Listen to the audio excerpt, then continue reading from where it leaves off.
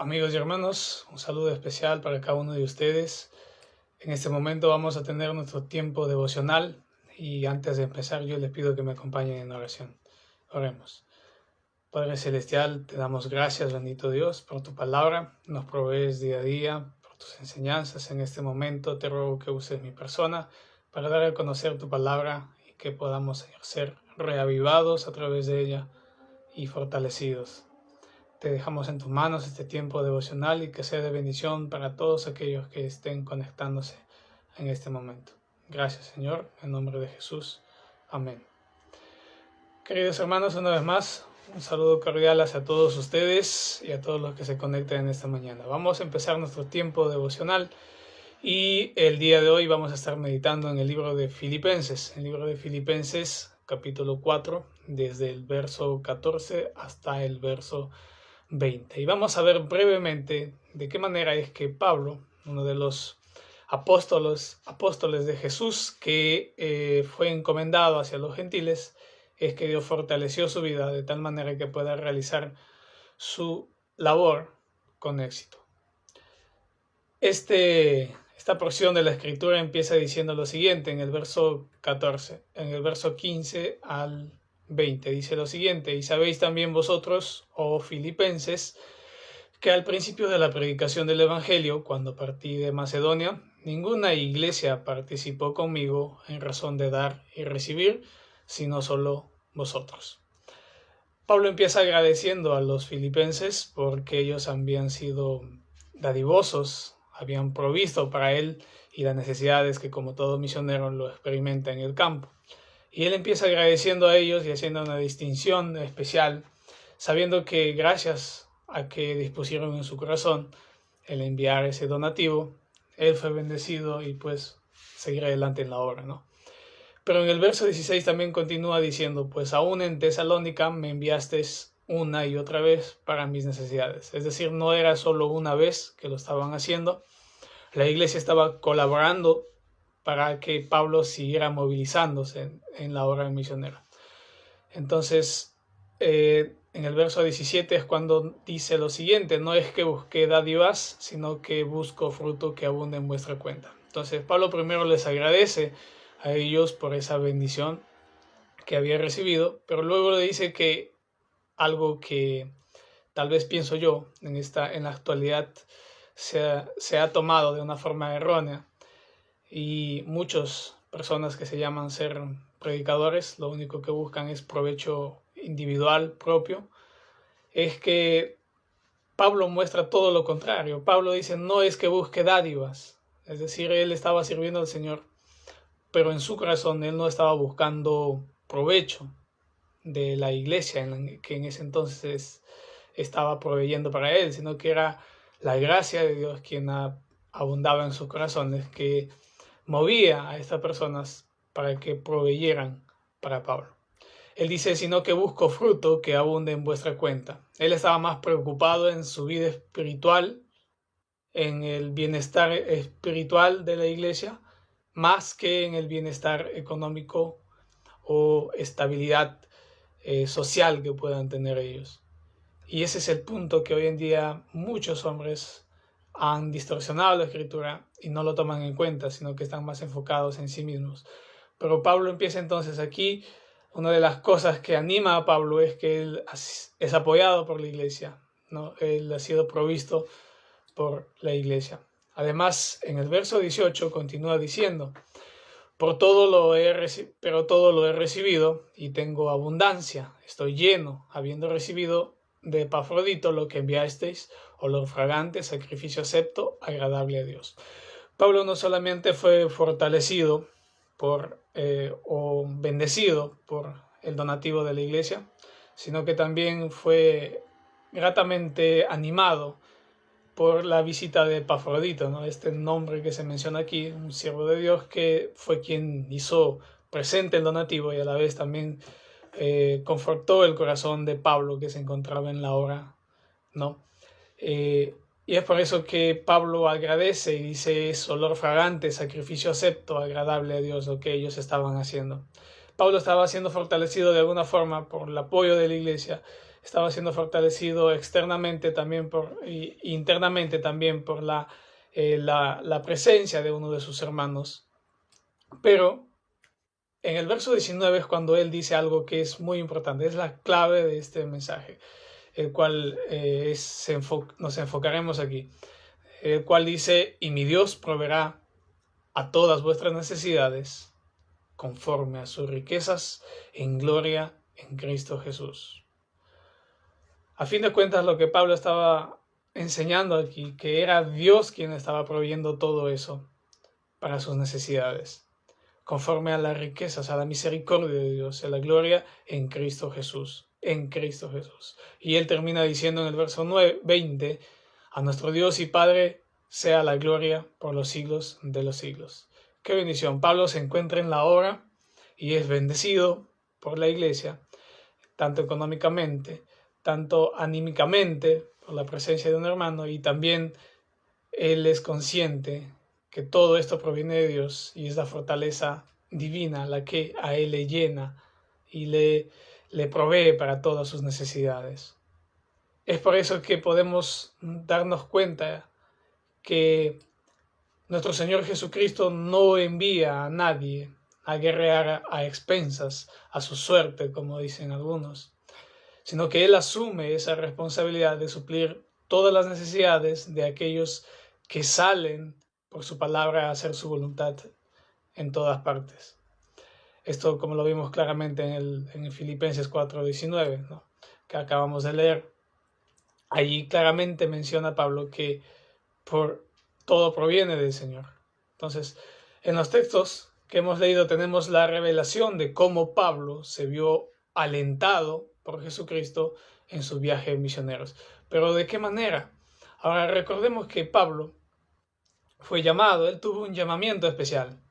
En Hechos 22:18 allí se encuentra ese llamamiento que Dios le hace a Pablo.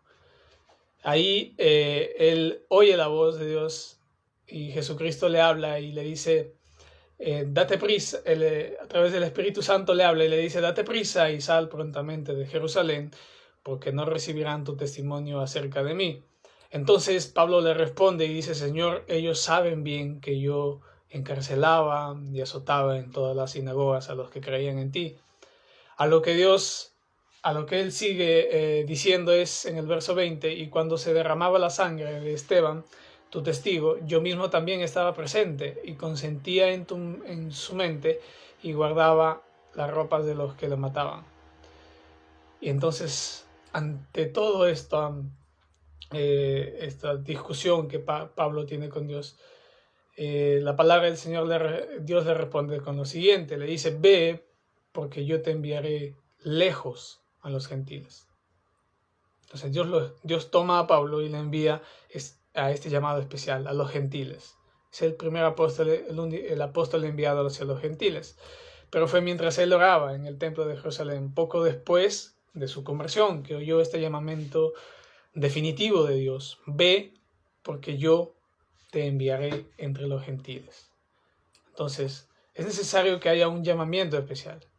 Nadie ha llevado a cabo una gran obra para Dios que no haya estado consciente de un llamamiento distintivo para él, para llevar a cabo la obra, el servicio de Dios. Cualquier otro servicio en el mundo implica una dedicación concreta y un mutuo entendimiento en cuanto a las condiciones. Es necesario entonces que de la misma forma seamos para con la obra del Señor. Ahora, además, Pablo recibió una promesa especial. En Hechos 18, 9 y 10, allí se menciona esta promesa y dice: no temas, porque yo estoy contigo. Esa es la promesa que movió a Pablo a ir de inicio a fin en la batalla de la fe, como él lo indicaba, y al final poder decir: he peleado la buena batalla de la fe, y sentirse gozoso, sentirse que hizo exactamente lo que estaba en la voluntad de Dios para su vida. Esa promesa es para todos, para la iglesia. y es no temas porque yo estoy contigo. Debemos ser conscientes y es necesario que seamos conscientes de esto, porque esto nos ayudará a enfrentar la dificultad, porque nada será fácil para llevar a cabo la obra del Señor. La fe en la promesa de su presencia es el valor y es eso que nos ayuda a arrojarnos al servicio del Señor. Y es interesante que aquí en el libro de Hechos 18-19, donde dice no temas porque yo estoy contigo, lo voy a dar lectura vamos a ver de qué manera Dios le estaba hablando a Pablo y que termina diciéndole esta afirmación, esta promesa. El verso 9 empieza diciendo: entonces el Señor dijo a Pablo en visión de noche, no temas, sino que habla y no calles. Y en el verso 10 es que le dice, porque yo estoy contigo, ninguno pondrá sobre ti la mano para hacerte mal, porque yo tengo mucho pueblo en esta ciudad. La fe en la promesa de su presencia, una vez más, es el arrojo del creyente al servicio. Y qué interesante que ahí no dice que nadie se te opondrá, sino que ninguno pondrá sobre ti la mano para hacerte mal. Esa era la promesa que tenía Pablo, ninguno se pondrá tu mano para hacerte mal. ¿Pero a qué se refería con esto?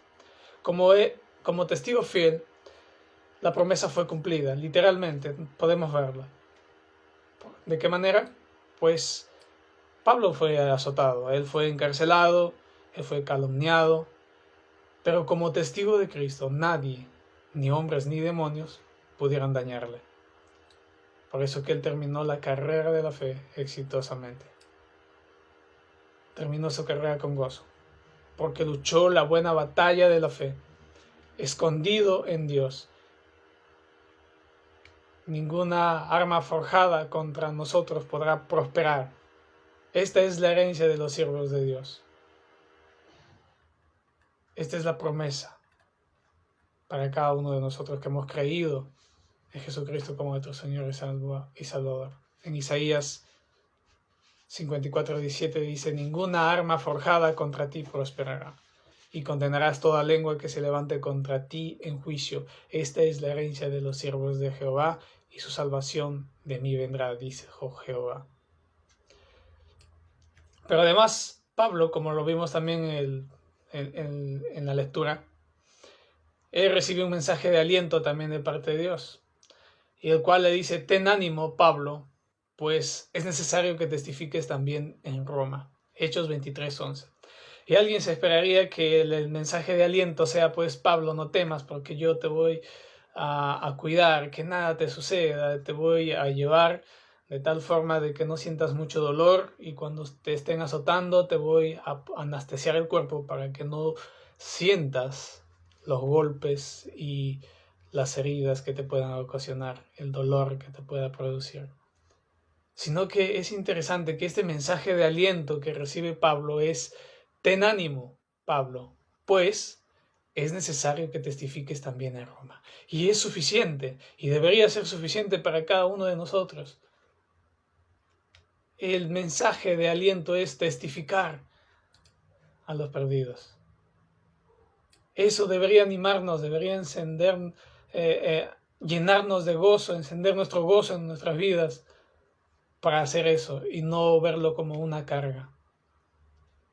Las nuevas que se le había dado como un legado a Pablo era de que se le iba a permitir proclamar el Evangelio de Cristo en uno de los lugares muy complicados de acceder, que era Roma. ¿Cuántos lugares complicados hay en la tierra? Deberíamos gozarnos, alegrarnos y orar para que Dios nos use en estas horas. De muchas formas. Sabemos que Dios usa tanto llevando a otros a través de las bendiciones que les provee para que ellos provean también para los misioneros, y otros orando. Pero había algo que también yo pienso, la clave que movía a Pablo también, es que él tenía la seguridad de su salvación. Si Pablo hubiera estado dudando, tal vez no hubiera tenido el mismo aliento, la misma fortaleza espiritual, la misma fortaleza divina que le movió de inicio a fin en sus viajes, sino que él tuvo la seguridad de su salvación. Y en Hechos 27, del verso 23 a 24, lo dice más claramente. Dice: Pablo, no temas, Dios te ha concedido todos los que navegan contigo. Seguridad de salvación. Qué importante es que el creyente tenga esa seguridad. No que sea alguien fluctuante que anda de un lado a otro dudando de quién es, sino de tener la certeza, la seguridad. Y con Pablo era lo que él tenía en su corazón, seguridad. ¿Y qué don fue este? ¿Qué triunfo de la fe y de la oración? Que la fortaleza sería para él en su futuro ministerio. Pues él esperaba grandes cosas de Dios y ganar muchas almas era eso. Bienaventurado el que cree, dice la palabra, porque habrá cumplimiento de aquellas cosas que le fueron dichas de parte del Señor, como se indica en Lucas, Jesucristo. Él dijo: el que gana almas es sabio. Luego vemos que Pablo no solo fue fortalecido, no solamente tenía seguridad de su corazón, sino que Dios mismo le distribuyó ese poder para que él pudiera resistir muchas de las dificultades y pudiera llevar a cabo la obra que Dios le encomendó. En 2 de Timoteo 4:17 allí se menciona claramente cuando Pablo dice: el Señor estuvo a mi lado y me revistió de poder. Ese es el poder que deberíamos anhelar, y eso se encuentra a través de la palabra, al meditar en ella. Dice: el Señor estuvo a mi lado y me revistió de poder. Sabemos que Pablo 5 veces recibió 40 azotes menos uno, y 6 veces manifestó el Señor a él en tiempos de necesidad. Cuando todos los hombres lo abandonaron, vemos en el verso 16 que muchos de ellos se avergonzaron de él y de su testimonio. Jesús estuvo a su lado, como menospreciando, como rechazado, pero Jesús estuvo con él en todo momento. Y muchos de los misioneros que están en el extranjero saben lo que significa esto. Se han encontrado en momentos luchando por la causa de Cristo, hasta el punto de que algunos han perdido su vida por el nombre de Cristo. Además, y un último punto en el cual quiero enfatizar en este mensaje, es que Pablo recibió una provisión de la gracia divina. Pablo estaba confiado en ello, y en 2 Corintios 12:19 dice: y me ha dicho, bástate mi gracia. Pablo estaba clamando por algún problema que él estaba pasando. No lo señala claramente, en algún lado, en una parte de la escritura menciona que era un aguijón, pero Dios no quitó ese aguijón. Y para animarle a Pablo, le dice: bástate mi gracia. Y eso es suficiente. Su gracia salvadora, su gracia de perdón, eso es suficiente para nosotros. No necesitamos más para estar fortalecidos, animados. No necesitamos más para que nos sintamos más animados. Es su gracia. Y si vivimos por su gracia, entonces andaremos confiados, fortalecidos, seguros de nuestra salvación, porque sabremos que todo es por gracia y no depende de nosotros. Los siervos de Cristo no deben esperar que les sean quitado las causas de dolor o dificultad en su vida. Los siervos de Cristo deben esperar una gracia suficiente de Dios, como la mera gracia que recibió Pablo para levantar sus almas sobre las muchas amenazas del enemigo. Y nos podríamos preguntar entonces: ¿y quién no se gloriaría en sus debilidades para ser partícipe del poder de Cristo? ¿Quién no lo haría? Solamente alguien que no es consciente que todo es por gracia.